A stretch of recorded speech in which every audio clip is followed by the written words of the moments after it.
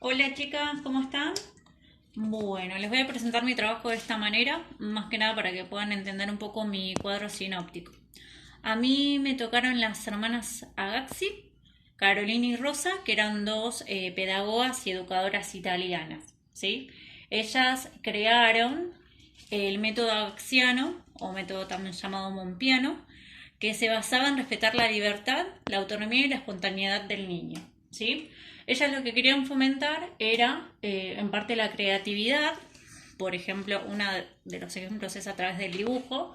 Después, la participación de los niños en su propia educación, el compromiso que tenían con las tareas que se le asignaban y la cooperación entre ellos.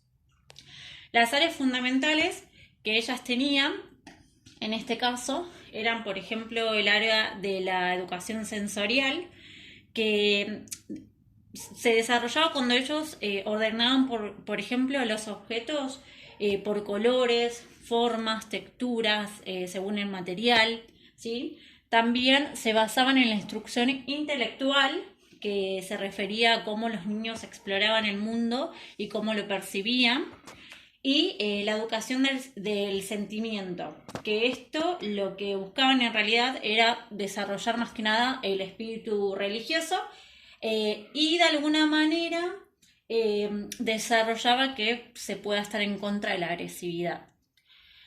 Eh, los principios metodológicos que tenían ellas era que los niños eran capaces de conocer a través de la observación, tenían un carácter globalizador, se dice, porque no se basaban en una sola área, sino que, digamos, dejaban la tarea libre para que los niños se puedan desarrollar según sus tiempos y sus necesidades.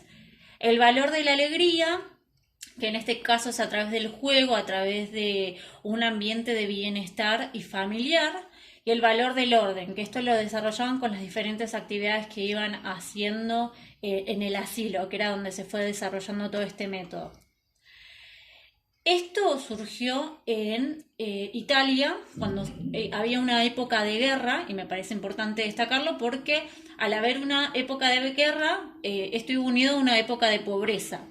Y también se sumaba a que había muchos dialectos y etnias en el lugar.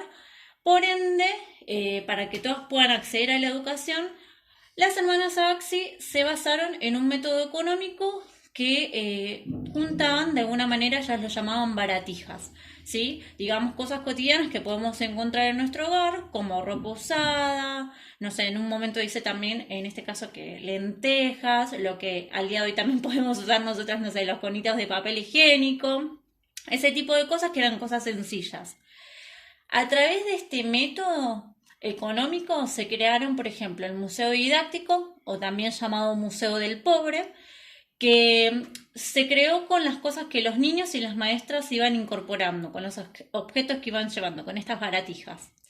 También, como los niños, esto iba de 0 a 6 años, como los niños no sabían leer, no sabían los números ni sus nombres, se empezaron a marcar sus cosas personales con símbolos, colores, formas para que los nenes puedan reconocer sus objetos personales y también organizarlos de alguna manera, que después también los organizan por colores, por formas, ¿sí?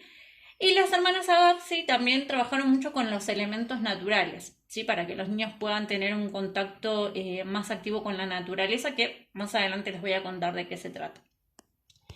El eje principal para ellas era el juego, que en este caso creían, y creo yo también al día de hoy, que el juego es enriquecedor para el niño, ya que a través de él tienen la posibilidad de conocer y aprender, y bueno, y tienen la posibilidad también de explorar, y todas las actividades que ellas realizaban tenían que tener algo lúdico. Por ejemplo, realizaban actividades de baile y canto para la motricidad, en este caso. Eh, para cada actividad se dice que tenían una canción. Realizaban también actividades de dibujo, que desarrollaba esto la creatividad.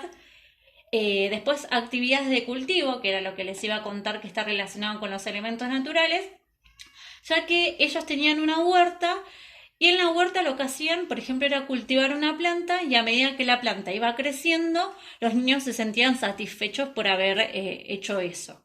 Y bueno, y también tenían las actividades de los quehaceres del hogar, que era también una de las cosas más importantes para asimilar lo que ellos podían encontrar en su hogar, porque lo que querían es justamente eso, que el contexto familiar del hogar se traslade al ámbito escolar. Como recién lo dije, lo que querían es un clima familiar en el contexto escolar, ¿sí? Para que los niños se sientan más contenidos. Tenían una contención afectiva de amor y cariño, que era también algo importante para ellas. Y lo que querían también era que los niños sean capaces de actuar por iniciativa propia. Se dice que gracias a esto los niños eran sus propios educadores, obviamente con pequeñas intervenciones del docente, pero los chicos eran total protagonistas de sus tareas. Priorizaban la salud, la higiene, la cultura física, las artes musicales y plásticas, como hemos visto antes, y las labores domésticas. En este caso, una de las cosas que se cuentan es que lo que ellos hacían al principio del día con los niños era, por ejemplo, priorizar el aseo. Los nenes más grandes ayudaban a los más pequeños a que estos puedan, por ejemplo, desvestirse, no sé, les pasaban las cosas que necesitaban para hacer el aseo diario, y hasta que obviamente estos chicos puedan generar el hábito también y lo puedan hacer por sí solos. Y las tareas más complejas, no sé, como cortarse las uñas, lo realizaba la docente.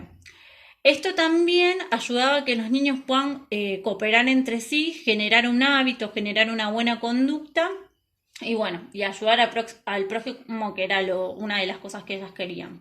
¿Sí? Como dije antes, el foco de atención estaba directamente en el niño, a qué quería, cuáles eran sus intereses y bueno, y eran al 100% protagonista de todo esto. Una de las cosas importantes que no quiero dejar de destacar es que dice que los niños con estos materiales, con estas actividades que le daban, estas actividades lúdicas, tenían la posibilidad de, con la intuición, iban desarrollando también, se iban desarrollando a nivel cognitivo, ¿sí? Y con estos objetos tenían la posibilidad de también proponer, digamos, las diferencias, las semejanzas, disculpen, que tenían los objetos, también las formas, los tamaños para que se podía utilizar, ¿sí? Y bueno, es un poco lo que yo quise transmitirles con mi cuadro. Espero que los puedan entender. Les envío este video, pero además, bueno, les envío el cuadro aparte para que lo puedan disfrutar. Chau, chau.